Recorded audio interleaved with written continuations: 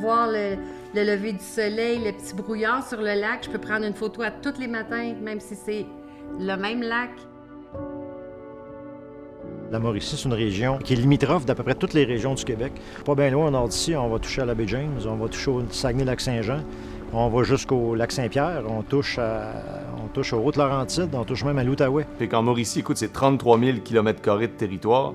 Donc, on essaye d'avoir un impact sur la nature le moins important possible. On veut garder toujours des paysages intéressants. Les oiseaux, puis les huards qui chantent sur le lac, puis ça a comme pas de prix, ça. C'est important qu'il y ait de la coupe forestière. C'est important qu'il y ait d'autres interventions sur nos territoires, mais ça doit se faire en harmonie. Parce que quand le geste est fait, il est là pour rester, puis il y a un impact vraiment à long terme.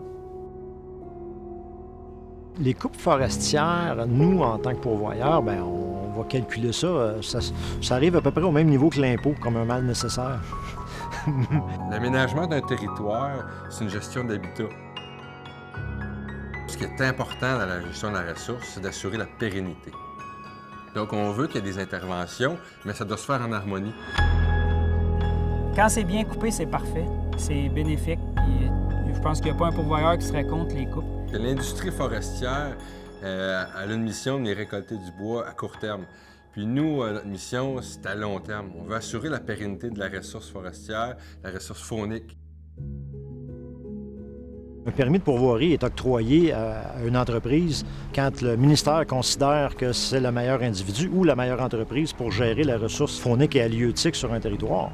Le pourvoyeur, il connaît sa faune, il connaît son territoire, bien plus que la compagnie forestière, puis que la personne qui est dans le bureau, qui a une carte devant lui, puis qui va cocher, dit « Ah, ben il y a de l'essence qui est là, ça. » On vit avec la même richesse, la forêt. Les mieux placés pour gérer le territoire, c'est les pourvoyeurs. On vit dans notre territoire, on le connaît par cœur, notre territoire. On a des responsabilités, puis on y tient.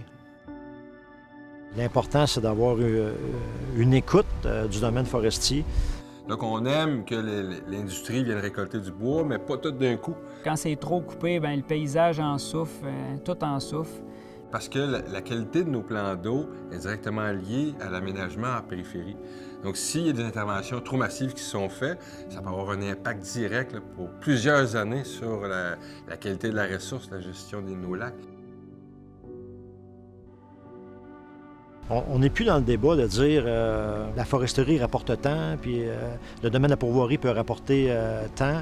Mais nous, ce qu'on dit, c'est qu'il faut additionner les retombées économiques des deux domaines pour réussir à les préserver. Il y aurait plus de foresterie puis plus de touristes.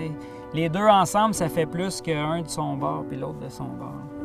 Parce que c'est possible de faire de la belle foresterie, même en domaine de pourvoirie droit exclusif. Parce que nous, on est ici pour rester.